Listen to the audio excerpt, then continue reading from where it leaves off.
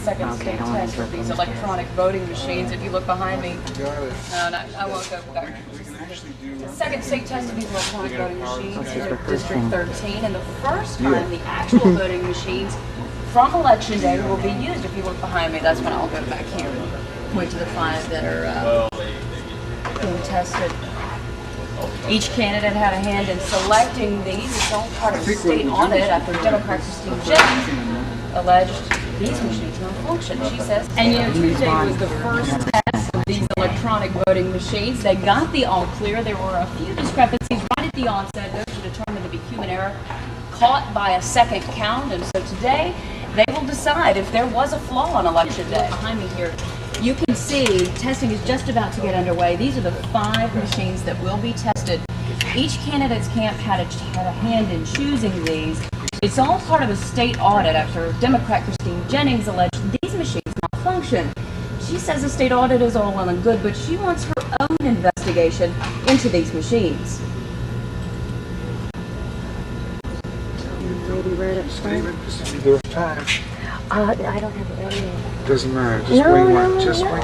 Better off the cup. It's a lot more natural. Yeah, but no. Let me just get at least 2 paragraphs together. The paragraphs? Yeah, 2 just paragraphs. a couple lines. You just say, "We're still here. We're looking around. Girls do the eye twice." Yeah, it makes up to that. The rest of it is Okay. Actually, all right. Well, no. Let me just concentrate and prepare something. Let's see the other camera guys having this problem. Actually, then you didn't have your eyes open. I've seen them do nothing but prepare their monologues and pace back and forth like they're backstage all day. Okay, here, give me for a second. Okay, yeah. Okay, here I am yet again. Hold on, start again. I'm sorry. Here I am yet again, spending time in a supervisor of elections office, or warehouse in this case, watching the audit of these machines. They've got 5 that they're voting on. I did a similar test in December of '04.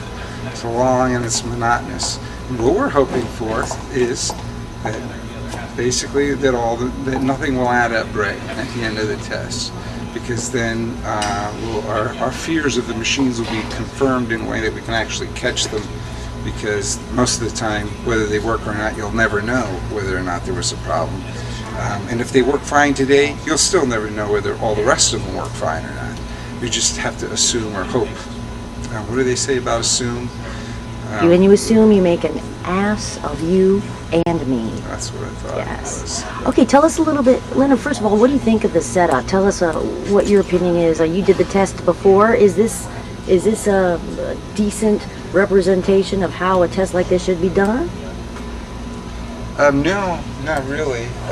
How was yours different? But well, ours was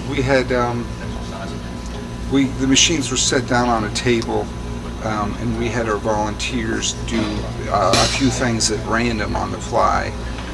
We had a predetermined sequence on some of the ballots, on some of the races, but not on all of them.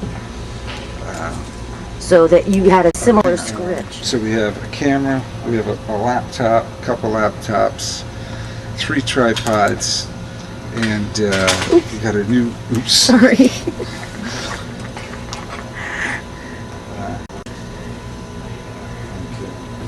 So, if you want to know how to do one of these audits, yes. the rule of thumb is I do. We grab all the camera gear, all the wires, and everything you can possibly come up with, and then get in early, set everything up.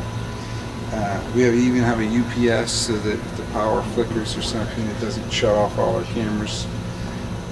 How many cameras do we have going today? We have 4, right? Yeah, we have 4 cameras going right now.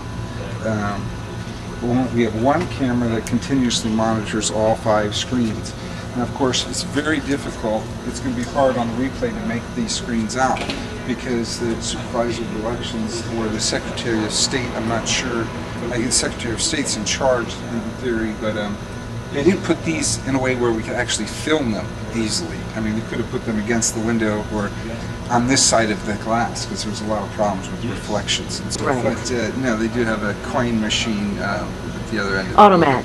Yeah, Yeah, which is automat. out, of course. So bring your own stock of Snacks. coffee. Remember, you're going to be in for 12 hours minimum. Licorice. So, and also another tip is always be the last one out.